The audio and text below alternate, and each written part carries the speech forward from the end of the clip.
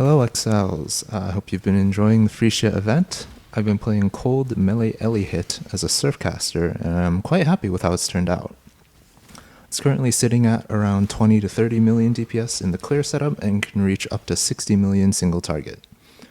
Defense-wise, it's got Pseudo Fortify from Surfcaster as well as Real Fortify, 95 Evade, 100 Suppress, 20% Instant Leech, and just freezing and chilling everything as a very fast character.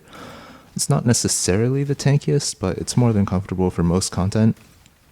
I've been doing destructive play Guardian farming without much issue, and I mean, if you put a gun to my head and told me to play this in hardcore, I would just put on a Svalin.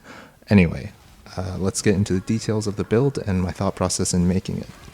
So Melee Elemental Hit, it's one of those ideas that's kind of been lingering in the back of my head for a really long time, and every once in a while I try to PoE it in various different ways, but it just never really felt right. I could never justify it until I saw Surfcaster's node that gives full lightning to cold conversion and lets cold damage shock. Ellie Hit is generally played as Try Ellie to maximize the multiplier for each elemental ailment on the enemy, or as full fire conversion to maximize your base damage. So you don't really see pure lightning or cold, but this node really strongly enables it. And that was my starting point. So we have Shock, Chill, and Freeze. What other elemental ailments can we fit in? Most sources of alternate ailments disable base ailments, which isn't great, but we can get Scorch from our boot slot with Legacy of Fury. You could also go for an Eldritch Implicit on rare boots, but then you have to stand right on the enemy, which can be pretty uncomfortable.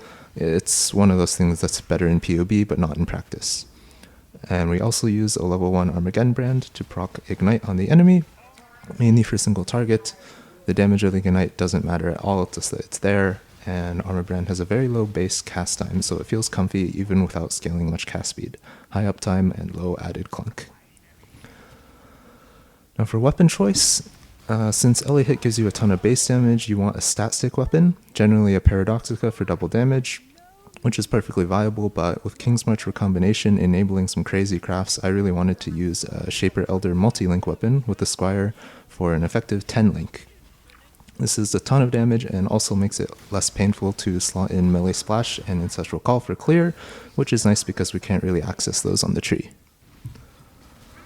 Other uniques I'm using are Replica Dragonfangs for +3, which at this point is only beaten by like a Focused Amulet craft, which is probably worth more than the entire rest of the build, so I'm not bothering with that. And then I have 2 Tamings, which are worth about 40 all-res and 250 damage each. Very good. And finally, my other Ascendancy nodes. Of course, Stormy Seas enables the whole build. Then I have the You Are Touched by Some Ghost node, it's just some speed, makes the build feel nice. Glacial Wave has nice offense and defense, basically 30% Vuln and 15 DR. And Sea Legs to help me cap evade and cap crit. Meteor doesn't have much suffix pressure, so this lets me benefit from overcapping cold and lightning res. There is a case to be made for the self-chill node. It is very strong, obviously, it's 30% action speed, but I thought it would be too clunky keeping it up because you'd have to do some kind of Forbidden Right setup, and since I'm using a multi-link weapon, I can't use the trigger craft, so I'd have to self-cast it, and just, nah. Okay, that's about all the major decisions I made for the build. PoE is in the description if you're curious for more, or if you have any questions, feel free to leave a comment, and yeah. Stick around if you want to see what I cook up next. PoE 2 Dawn of the Hunt is looking real spicy. See you next time.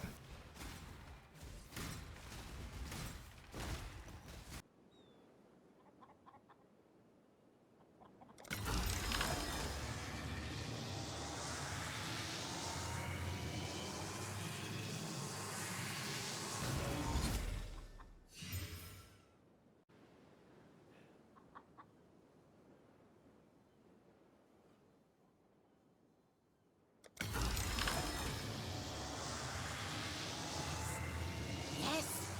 The perfect excuse to see dying.